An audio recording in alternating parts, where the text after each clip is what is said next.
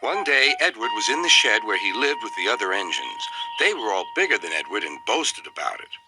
"The driver won't choose you again," said Gordon. "He wants strong engines like us." But the driver and fireman felt sorry for Edward. "Would you like to come out today?" "Oh, yes, please," said Edward. So they lit his fire, made lots of steam, and Edward puffed away.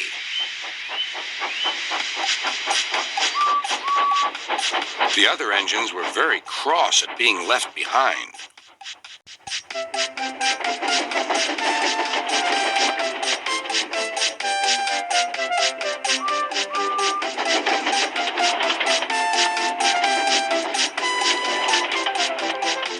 Edward worked hard all day. The coaches thought he was very kind, and the driver was very pleased.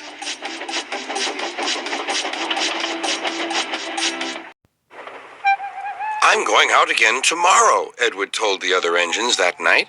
"What do you think of that?" But he didn't hear what they thought, for he was so tired and happy that he fell asleep at once.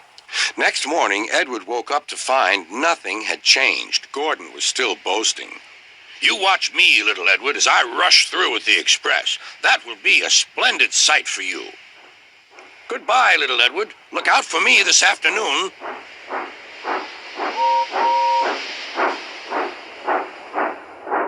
Edward went off to do some shunting. He liked shunting. It was fun playing with freight cars. He would come up quietly and give them a push. Then he would stop, and the silly freight cars would go bump into each other. "Oh!" they cried. "Whatever is happening?"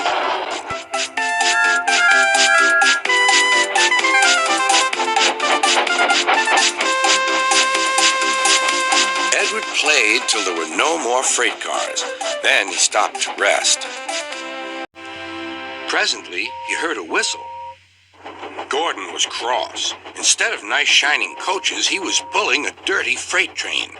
"A freight train, a freight train, a freight train," he grumbled. "The shame of it, the shame of it, oh, the shame of it." Edward laughed and went to find some more freight cars. Then there was trouble. "Gordon can't get up the hill," the porter called to Edward's driver. "Will you take Edward and push him, please?" He found Gordon halfway up and very cross. His driver and fireman were talking to him severely. "You're not trying." "I can't do it," said Gordon. "The noisy freight cars hold an engine back so." Edward's driver came up. "We've come to push." "No use at all," said Gordon. "You wait and see," replied Edward's driver. They brought the train back to the bottom of the hill.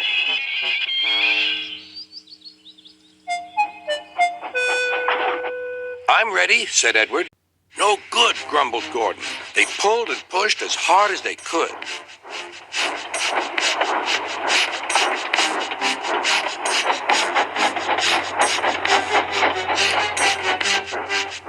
"I can't do it! I can't do it! I can't do it!" puffed Gordon.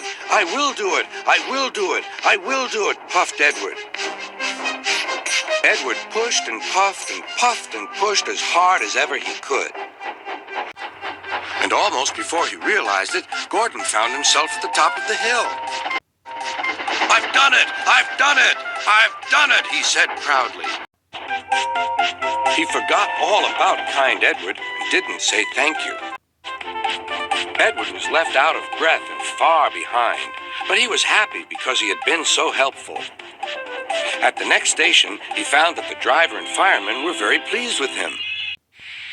The fireman gave him a nice long drink, and the driver said, "I'll get out my paint tomorrow and give you a beautiful coat of blue with red stripes. Then you'll be the smartest engine in the shed."